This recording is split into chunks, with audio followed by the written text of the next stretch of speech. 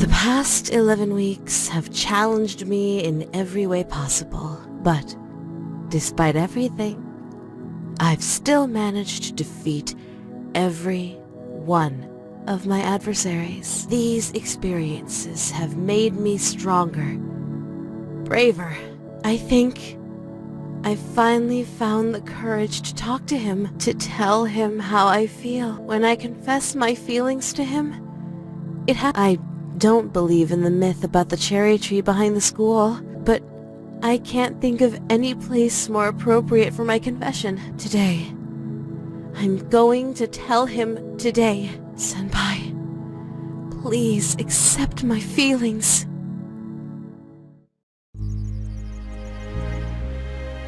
It's happening. It's really happening. Today is the day.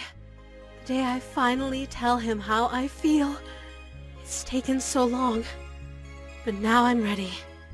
I'm ready to... Stop right there, Ryoba Aishi. What? It's you. You are under arrest on suspicion of the murder of Sumire Saitozaki 11 weeks ago, and your connection to at least one other person's disappearance. Wait, please! There must be some mistake. I had nothing to do with... Oh no. You're not going to sweet-talk your way out of this one. Your innocent schoolgirl act won't save you this time. What evidence do you even have? I've been questioning your classmates over the past couple of months. They've noticed a pattern in your behavior. That boy over there, the one under the tree. You've shown a keen interest in any girl who developed feelings for him. And some of those girls have gone missing. How convenient for you. What's happening here is obvious. You're eliminating any girl who tries to take that boy away from you. And Sumire was your first victim. No! I would never hurt anyone! I swear! I'm innocent! You have to believe me! Save it for the judge. Cuff her, boys.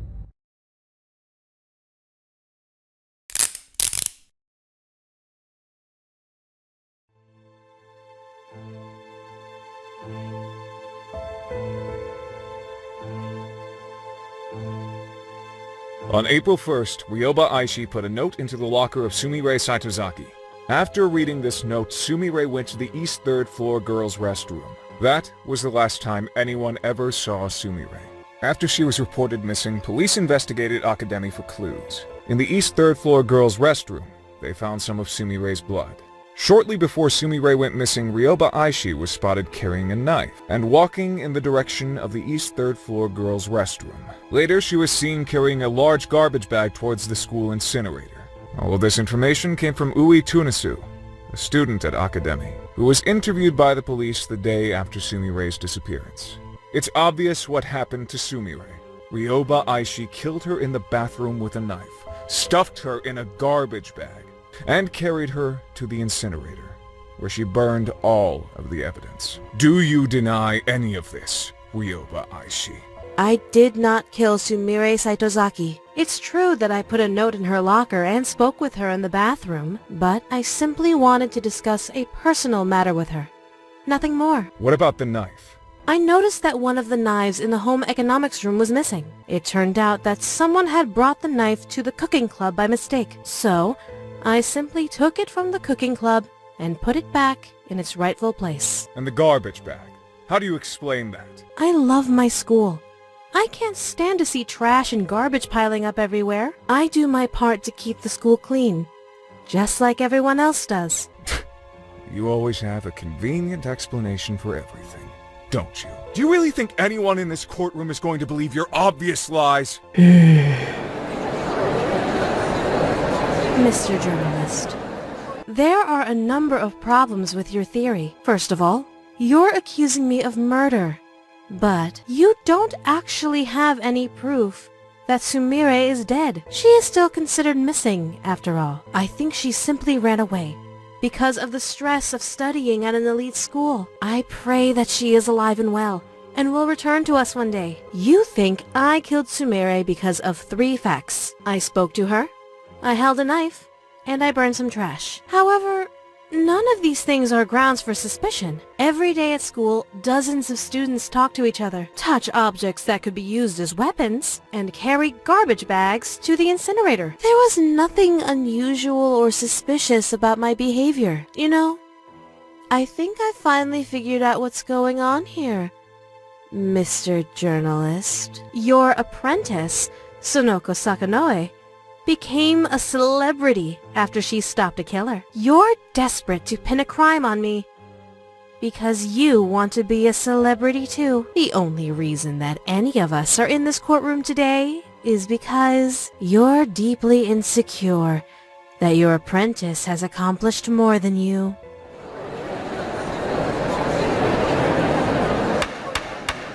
Order! Order in the court!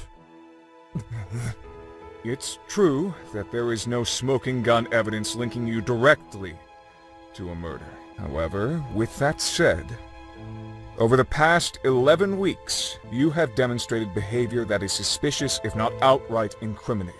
Your classmates have testified that you've been stalking a certain boy at school, following him when he goes shopping, following him when he walks home. By all accounts, you're absolutely obsessed with this boy. Furthermore, every time a girl begins to show signs of interest in him, something always happens that removes the girl from his life. You can't possibly expect anyone to believe that these facts are mere coincidence. Clearly, you are sabotaging the boy's love life in order to keep him single. And who else had a crush on that boy? That's right. Sumire Saitozaki. You've been eliminating every girl who comes between you and that boy. And Sumire was your first victim. Order! I said order! Enough conjecture. Let's go over the facts.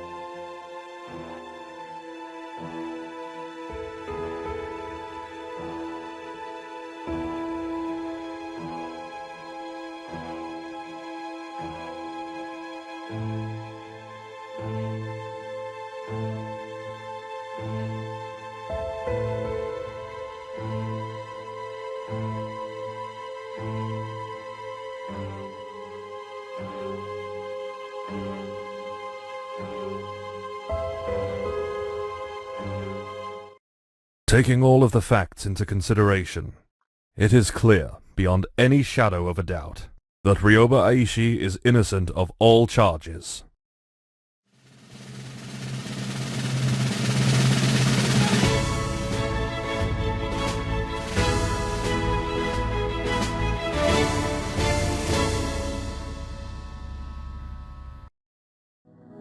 A murderous schoolgirl who kills in the name of love. It was a novel concept. Newspapers realized it would get sales.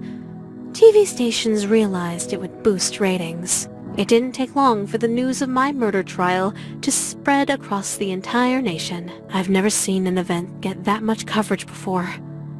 It was a real media circus. And now, everyone in the country knows my name and face. Even worse, they all know how I feel about my senpai. Oh, this is my worst nightmare. I didn't want him to learn about me like this. I wanted our first meeting to be special. Perfect. Exactly like in my dreams. But now, that can never happen. He'll never be able to see me as a cute underclassman who has a crush on him. He'll only be able to see me as that girl who was accused of murder on national TV. If I confess my love to him now, I doubt he'll want anything to do with me. Even though I was declared innocent, there will always be doubts in his mind. That stupid journalist ruined absolutely everything. There's nothing I want more than to rip his heart out and shove it down his throat. But spilling any blood right now would only attract more attention. There are too many eyes on me right now. I have to lay low for a while. Revenge isn't an option at this point in time. But I'll never forget what that man did. I won't be able to have a romantic confession underneath a cherry tree, but this isn't over yet. I still have one option remaining. My last resort. It's unfortunate that things turned out like this, but I was left with no other choice. I would have been crushed if he rejected me. So, I had to take away the option. Our relationship might be awkward for a little while, but we'll get through it together. After all, I know all of his likes and dislikes. I'm sure he'll warm up to me soon. There's a part of me that wonders, what was the point of all the hard work I just did if I was just going to kidnap him in the end? But despite the way things turned out, I don't think the past 11 weeks were a waste at all. I learned so many new things and gained so many new skills. I'm sure I'll be able to find a way to put all of my knowledge and talents to good use. And one day, I can pass down everything I know to my son or daughter.